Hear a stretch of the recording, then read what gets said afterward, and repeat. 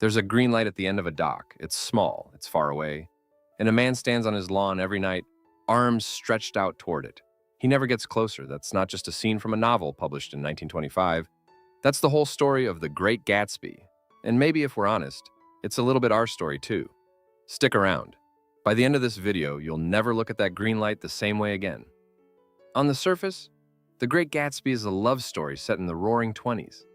A mysterious millionaire throws lavish parties, hoping one woman across the bay will finally walk through his door. But Fitzgerald wasn't really writing about parties. He was writing about longing, about the gap between who we are and who we're pretending to be, about a country that promises anyone can become anyone and quietly punishes the people who believe it too much. So let's talk about what's actually happening underneath all that champagne. Jay Gatsby wasn't born Jay Gatsby. He was born James Gatz, a poor farm boy from North Dakota who invented a new name and a new self the moment he decided the old one wasn't good enough. That's the American dream in one sentence. Reinvent yourself and the world will reward you. Gatsby does everything right by the dream's own rules. He works, he hustles, he accumulates an almost obscene amount of wealth, and he builds a mansion directly across the water from Daisy Buchanan, the woman he loved years earlier, before the war, before the money, before any of it. He believes that if he can just get rich enough, loud enough, close enough, he can undo time itself. He can walk back into the past and finish the sentence he never got to finish. Here's the quiet tragedy Fitzgerald is pointing at. Gatsby isn't really chasing Daisy. He's chasing an idea of Daisy, young, golden, untouched by the years, by her husband, by her own choices. The real Daisy, standing in front of him, can never live up to that. No one could.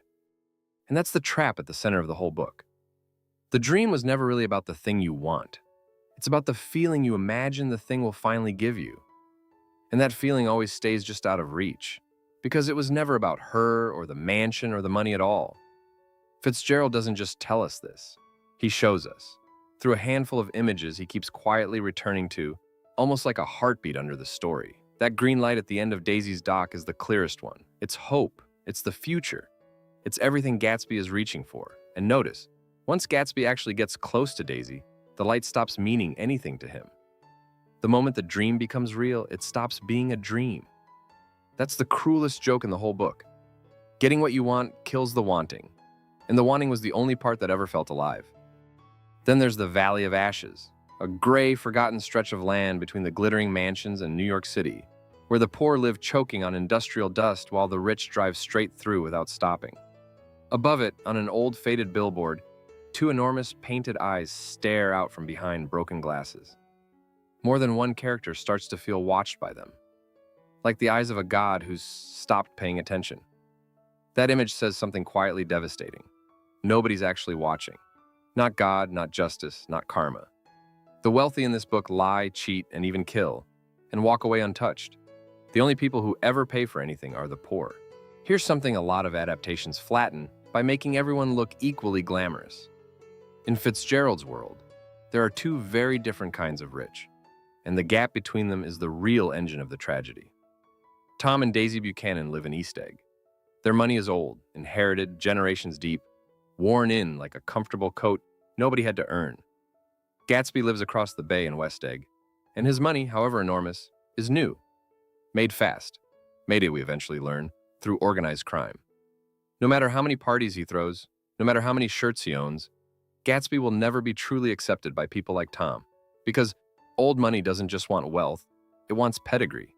And Fitzgerald makes sure we watch exactly what that class does with its power once things get messy. Tom and Daisy simply retreat. Behind their money, behind each other, they let someone else take the fall for damage they caused, and then they go on vacation. Fitzgerald writes it almost like a diagnosis. They were careless people who smashed up things and let other people clean up the mess. If you strip away the parties, the affairs, the crime, the real antagonist of The Great Gatsby was never Tom Buchanan. It's time.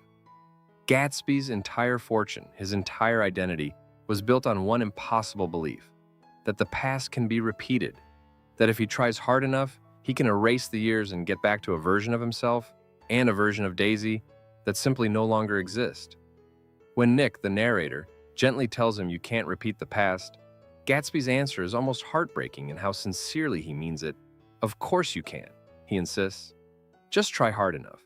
He believes it completely, and that belief is what destroys him.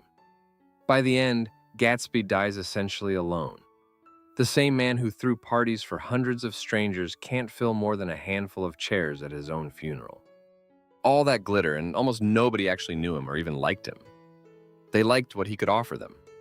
And the novel closes with one of the most quoted lines in American literature, as Nick looks out at that same green light and realizes Gatsby's story was never really unique at all. So we beat on, boats against the current, borne back ceaselessly into the past. We're all reaching for something just ahead of us, Fitzgerald says, while the current quietly drags us backward the whole time. 100 years after it was published, The Great Gatsby still lands because the dream it describes hasn't gone anywhere. We still believe the right amount of success, the right house, the right person finally choosing us, will fix something underneath. Fitzgerald isn't telling us to stop dreaming.